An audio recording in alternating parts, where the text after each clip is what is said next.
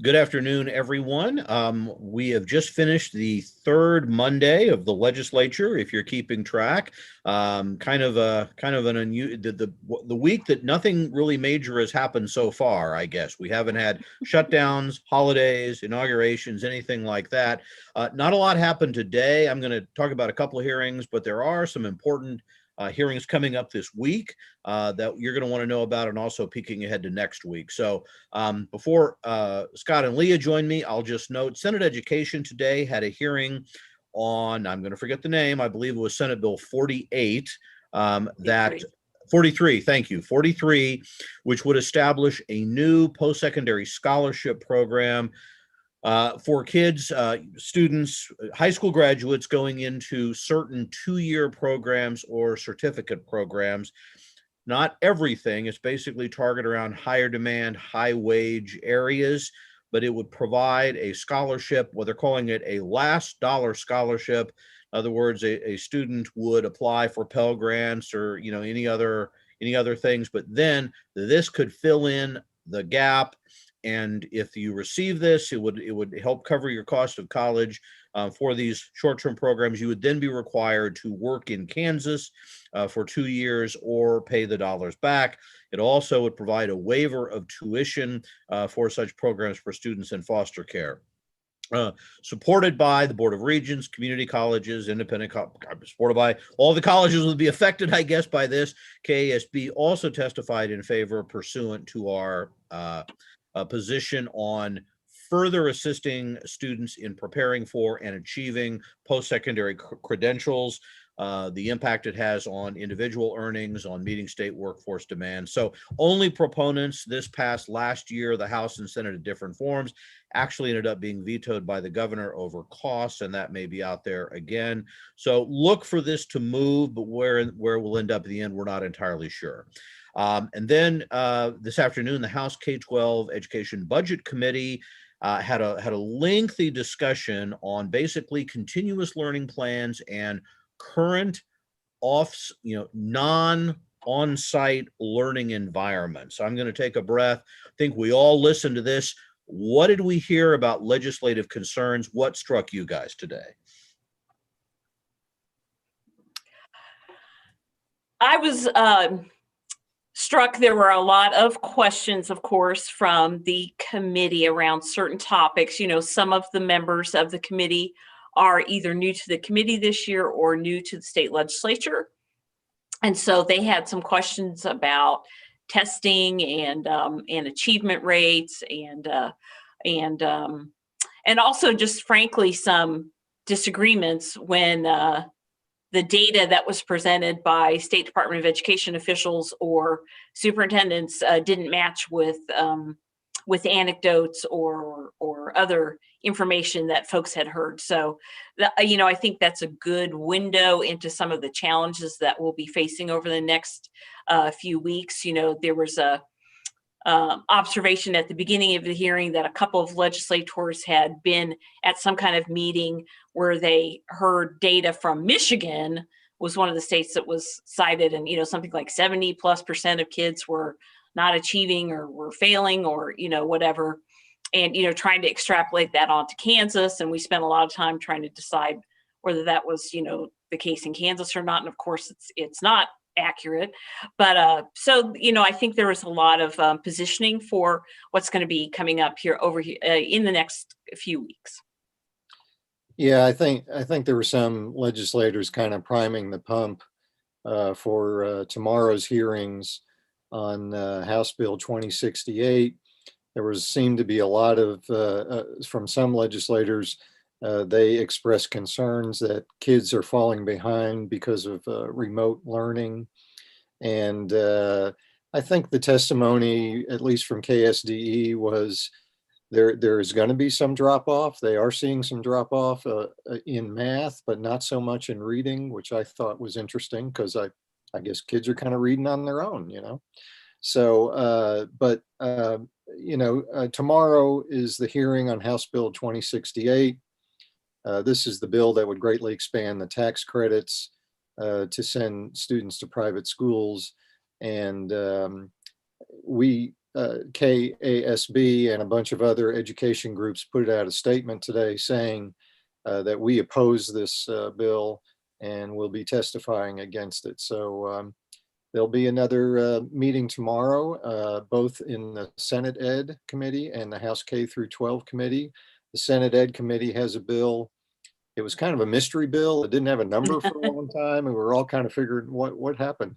But it is a tax credit expansion bill too. I believe it's 61. Yeah, we now know Ah, that Bill okay. 61, which I think was a school finance bill number a few years. That number sounds very familiar, but it is supposedly, although I just saw it, it was just read in today, identical to the House bill, which expands the current scholarship eligibility, but not the dollars that would go into the program. Right now, the program is not drawing down all the contributions that it would be allowed to and making those.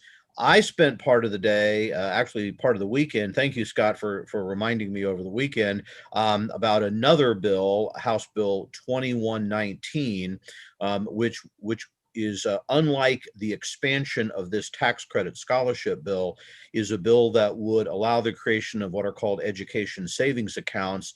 And the short answer is that essentially a child's base state aid per pupil amount could be put into account that could then be used for a number of services, including private school tuition, curriculum materials, tutoring, etc. But one of the things that would trigger eligibility to be able to do this is if a student had been in a certain amount of remote or hybrid learning over the current or past year, or there's some cumulative.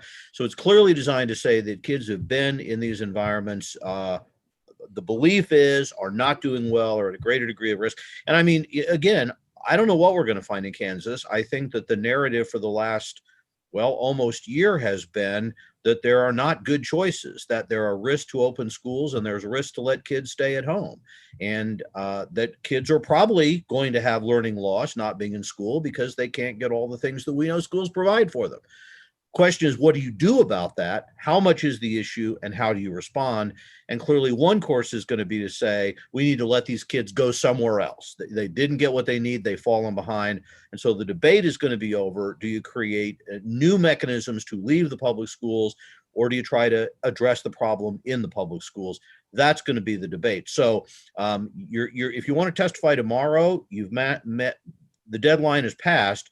But Chairman Williams of the K-12 committee announced today that next week there's going to be a hearing. We're not sure the date or the time, but we'll get it to you, on continuous learning. And I think our suggestion is, school leaders, you have got to weigh in, because we know that the people who are not satisfied what we've done, who don't think that the situation is working, who don't think their kids were well served, they're going to be explaining why.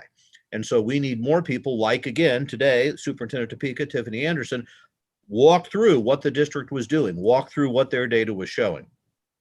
We've got to get more people to kind of be able to, number one, put that in writing to share. Number two, be available to share it with the committee if time allows. So we believe that will be sometime next week, and we believe that will lead into this second private school aid bill that we're talking about. And we hope to be getting you an analysis of that bill, hopefully released tomorrow in some fashion.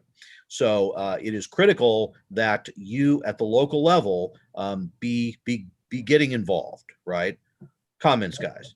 Well, I would just, once that committee meeting that we all listened to, and the presentation from Superintendent Anderson from Topeka, once it is archived, I am going to blast that out on social media, because I think people should watch what she presented, because she presented the concerns were these kids are not, they're not learning enough remotely. And what she presented is, yeah, this isn't the best circumstance in the world, but here's what we're doing about it. And she talked about all the wraparound services they're providing these kids. They've got counseling sessions going on Zoom in the evening. They're visiting these kids at their home. They're dropping stuff off at their doors. So these are the kind of things I think we need to, our districts, our SUPs, and our board members need to get out to tell our legislators. And I think some of the legislators on that committee some were skeptical, but I think some were impressed. There was one legislator who at the end said, I want to go down to 501 and see what they're doing. And Yeah, he wants to go down there tomorrow. Yeah, he's going to help Superintendent Anderson teach a preschool class that she's going to. Yeah. So, I mean, she did exactly what I think we need to do, and that is tell these legislators, yeah, the headlines aren't good. I mean, no one wants. It's driving people crazy that we're going back and forth and remote. But here's what the schools are doing to try to help these kids. Right. So I think we don't want to prolong this, but just our message is increasingly going to be over the next few days.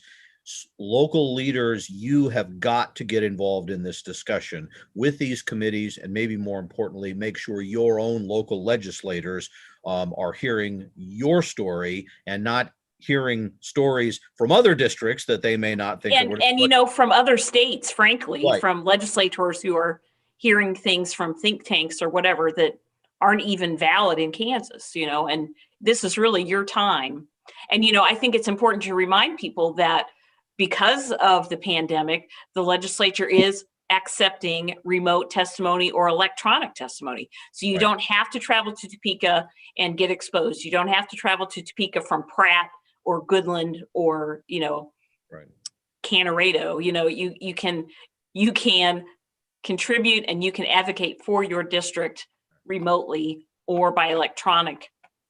Leah said exactly the key. You need to advocate for your district. We're working to advocate for all districts. You've got to tell your particular circumstances, how you've responded, what you're doing, what the conditions are in your community. So there's a few other bills coming up this week. We are having on Wednesday morning or Wednesday afternoon in Senate Ed is a hearing on a bill from last year that would allow districts to pay the tuition for students in dual or concurrent enrollment, try to avoid that barrier that some kids have of getting a start on college because of the cost of taking those college courses. This is something that we are supporting. And then the House is having a bill that deals with really directing students to reasonably allocate dollars. We're going to talk about how we think districts are working hard to use the dollars they have in an appropriate way. You may hear more about that. And then things we're not testifying on, but you may want to be aware of later in the week on Wednesday at 8:30 in the Senate Transportation Committee. There's a bill that would prohibit the use of a mobile phone by individuals under 18 years and over 18 in a school zone or road construction zone. It's clearly a safety bill. We don't have a position. You may be interested in that. And then also at 9 o'clock on Wednesday morning, the House Federal and State Affairs Committee is having a hearing on a bill that would allow a provisional concealed carry license for individuals 18 to 21. Currently, 21 is the minimum age. This does not change where you may legally carry this. So yes, you've got 18-year-old students. This does not say they can legally bring their concealed weapon onto campus, but we know there may be concerns one way or the other. So we want you to be aware of these, follow them if you wish, weigh in if you wish. So I think that covers the main things, guys. Am I forgetting anything before we sign off? I don't think so. Just, to remind folks that you should have received an email this afternoon about the voucher bill and with a toolkit to help you communicate with your legislators about this bill and other bills that are coming up. And we also, urge you to tweet or retweet accordingly. We did a big tweet thread this afternoon, and we would encourage you to read that and share it as you can. So tomorrow night at roughly this time, we'll have a report from the two hearings and more information. So thank you all. Have a great evening.